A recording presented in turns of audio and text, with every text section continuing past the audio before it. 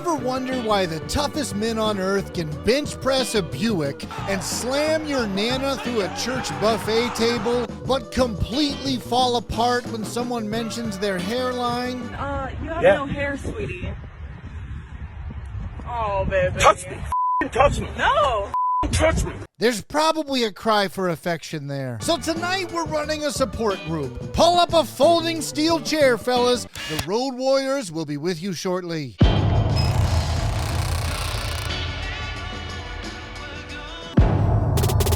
Hey there, sports fan. The Road Warriors were terrifying. There's one part of our bodies that's soft, and it ain't soft all the time. And in their rookie years, they were downright reckless. Classy. A lot of wrestlers didn't even want to work with them. God, I'm sorry, guys, but nobody wanted to work with y'all. So it's no surprise when Jay Youngblood was abandoned by his partner Wahoo McDaniel and forced to challenge the actual Road Warriors on TV. He had a hard time pretending he'd rather not just stick his dick in a wood chipper.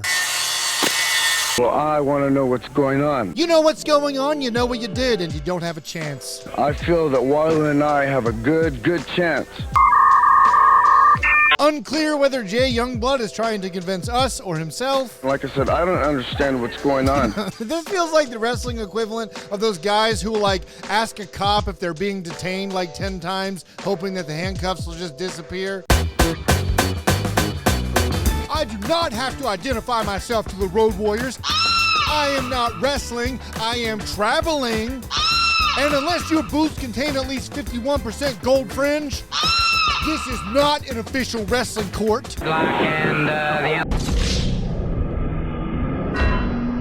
He's a man of his word.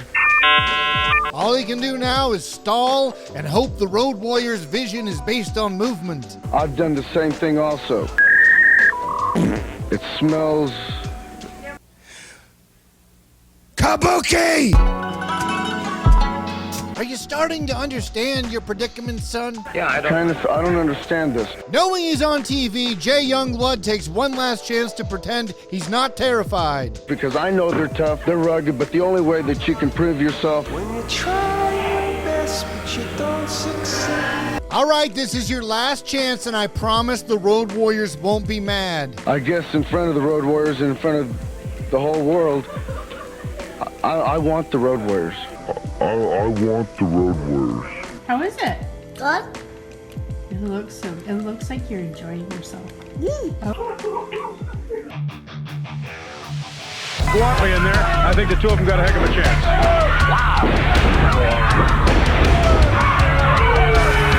Oh, no. Next up, Blue Devil. Let me correct you. It's Devil Blue. Well, that seems even dumber. Devil Blue. All right, if you prefer that. All right, masked wrestlers have a storied and amazing history in Mexico. But in America, one could assume a guy in the mask just has something to hide. That's an assumption on your part. Well, that's true. All right? Yes. It's just an opinion. It's one man's personal individual opinion. Are you just kind of saying what I'm saying just a little bit differently? Okay, that's a waste of our time. It's one man's personal individual opinion. It is. Which means nothing to Devil Blue. Clearly. Okay, fair enough. So if you're not insecure, why do you wear a mask? He tried to take off my mask by using the laces. So it's some kind of trauma. Does that mean he was going to beat me? I'm not sure I know what we're even talking about. I don't need assistance or help from anyone. Except the mask. I can handle myself. Right, but with the mask. It's one man's personal individual opinion.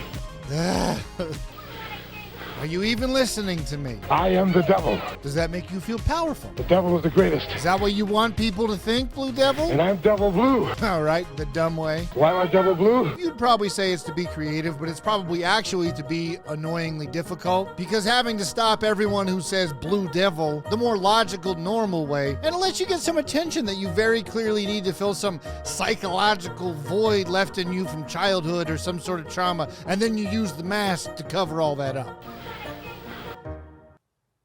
That's one man's personal individual opinion. There is one wrestler who is the most insecure of all time. Motor, mouth. Ignorance, please. They want to hear me, all right? Muscle control, huh? And we've covered him before. Down, down. See that? And that she sits in my front. Classy guy, all right? You are Now, classy, first of all, right? ignorance. Please. I don't have to be here, you know. And if being a middle-aged pro wrestler with jet black Grecian formula hair wasn't enough insecurity boxes to check, our little old birthday boy, Paul Christie. is also a magician. Magic. This appearance was essentially Paul Christie's one shot at a WWF contract. No, go, Paul, go right ahead and sit down. No, I ain't gonna sit down. So far, it's off to a great start. First of all, Go ahead and start spending that contract money, buddy. who is Paul Christie, all right? Given that this is a job interview of sorts, Paul then shares his work experience. A wrestler, magician, hypnotist, all right? And he immediately has our attention. You know what? The thing is that, again, that's also get your attention. But given that this is a kid's show, I suppose being a magician isn't the worst case. First of all, the three greatest drives in the world are sex, power, and money. I'll give you a boo. I'll come out and break your neck, you jerk, you turkey. Paul Christie really nailing the job interview. Sexually, pretty blue eyes. I'm double blue. Physically, charming personality. I don't have to be here, ignorant. The real question is, though, What's in the box? Okay, hold it. I'll give you what's in the box. Paul Christie then decides to make the closed captioning typist really fight for that paycheck. Sex, I have a woman that I want. But don't worry, Paul clarifies. Right? You got it? Woman, sexual, right? Paul then decides to try an old tried and true tactic, which is to flip the interview and ask the interviewer some questions. Financially, how many apartment buildings can you own? Why did I jump Matt Morgan? Why the sunrise? How many vacations can you go on, all right? Why does the moon go down at night? How many apartment buildings? I jumped because he was there. Magnets, how do they work? Finally, Paul Christie explains exactly what he's here to do, I'm going to show you how I'm going to program people's mind. but then gets distracted by one of the producers behind the camera, Being a hypnotist, don't be giving us signals over here. but uses it as an opportunity to show that he can handle pressure. Oh, I'm taking control. I've got the money. I'm going to buy this whole entire program. Mean Gene Okerlund, losing patience, then questions Paul Christie's magical legitimacy. I'm not legitimate. Hey, shake my hand. Nonetheless, Mean Gene invites out a real magician. But Paul Christie is much more than a regular old magician, Being a hypnotist, I've gone one step beyond. All right? and announces that he is going to program the audience's mind, and whatever he makes them think will be inside the box. Paul Christie then gets mad about action figures, These goofy things here. then accidentally tips his insecure hand. Where's my little thing here? And it's still going super well. Take control. Don't do that to me. You know what? I've got the money. Wait. Let me talk. Please, wait. Shut up. I'm never gonna come back. Do you ever see a man go mad? Oh, I think we have. I think people can tell. I'm a very charming type of person. We are finally getting to the hypnotism, which starts with a stark warning. If there's anybody afraid of the unknown, leave the room. While explaining this trick to the audience, Mean Gene then checks Paul Christie's oil. They let the hypnotist imprint on the audience's brain, and they all picked a card. Paul pulls a deck out of the box and says there will be one card upside down in the deck that was in the box. And the card is... Six of spades.